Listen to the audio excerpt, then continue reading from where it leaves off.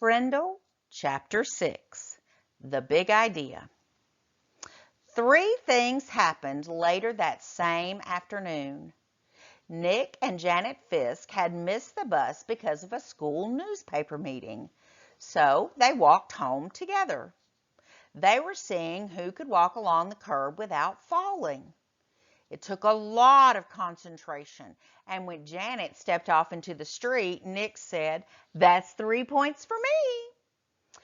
But Janet said, "I didn't fall. I saw something. Look."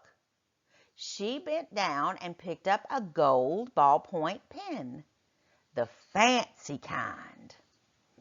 That was the first thing, Janet finding the pen. They got back on the curb, and Nick followed Janet, putting one foot carefully in front of the other on the narrow concrete curb.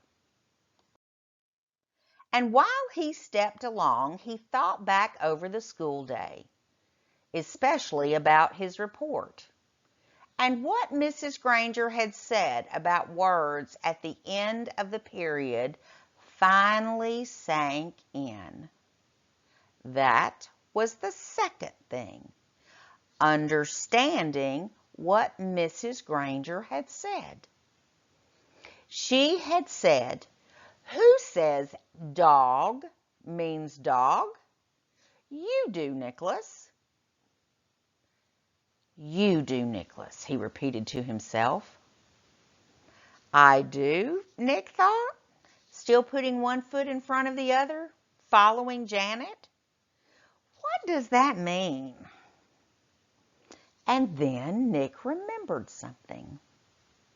When he was about 2 years old, his mom had bought him one of those unbreakable cassette players and a bunch of sing-along tapes. He had loved them, and he played them over and over and over and over.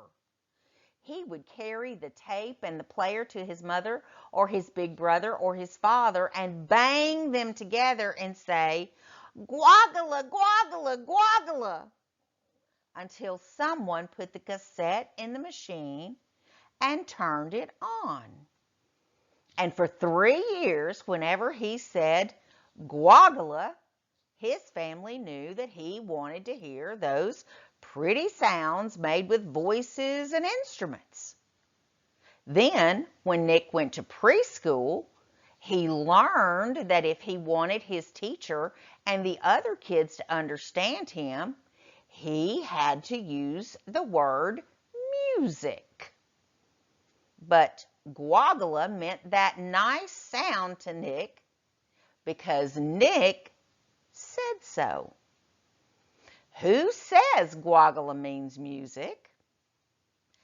You do, Nicholas. "No fair!" yelled Janet. They were at the corner of their own street, and Nick had bumped into her, completely absorbed in his thoughts. Janet stumbled off the curb, and the gold pen in her hand clattered onto the street. "Sorry, I didn't mean to, honest," said Nick. I just wasn't watching." "Here." Nick stooped over and picked up the pen and held it out to her. "Here's your..." And that's when the third thing happened. Nick didn't say pen. Instead, he said, "Here's your Frindle." "Frindle?" Janet took her pen and looked at him like he was nuts. She wrinkled her nose and said, "What's a Frindle?" Nick grinned and said, "You'll find out. See you later." It was there at the corner of Spring Street and South Grand Avenue, 1 block from home, on a September afternoon.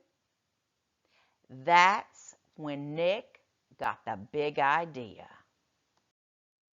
And by the time he had run down the street and up the steps and through the door and upstairs to his room, it wasn't just a big idea. It was a plan, a whole plan, just begging for Nick to put it into action.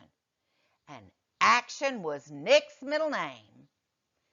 The next day after school, the plan began. Nick walked into the penny pantry store and asked the lady behind the counter for a Frindle. She squinted at him. A what? A Frindle, please. A black one, and Nick smiled at her. She leaned over closer and aimed one ear at him. You want what? A Frindle. And this time, Nick pointed at the ballpoint pens behind her on the shelf. A black one, please. The lady handed Nick the pen. He handed her the 49 cents and said, "Thank you," and left the store. 6 days later, Janet stood at the counter of the penny pantry. Same store, same lady. John had come in the day before, and Pete the day before that, and Chris the day before that, and Dave the day before that. Janet was the 5th kid that Nick had sent there to ask that woman for a Frindle. And when she asked, the lady reached right for the pens and said, blue or black. Nick was standing one aisle away at the candy racks, and he was grinning. Frindle was a real word. It meant pen. Who says Frindle means pen? You do, Nicholas. Half an hour later, a group of serious 5th graders had a meeting in Nick's playroom. It was John, Pete, Dave, Chris, and Janet. Add Nick, and that's 6 kids. 6 secret agents. They held up their right hands and read the oath Nick had written out. From this day on and forever, I will never use the word P-E-N, pen, again. Instead, I will use the word Frindle, and I will do everything possible so others will too.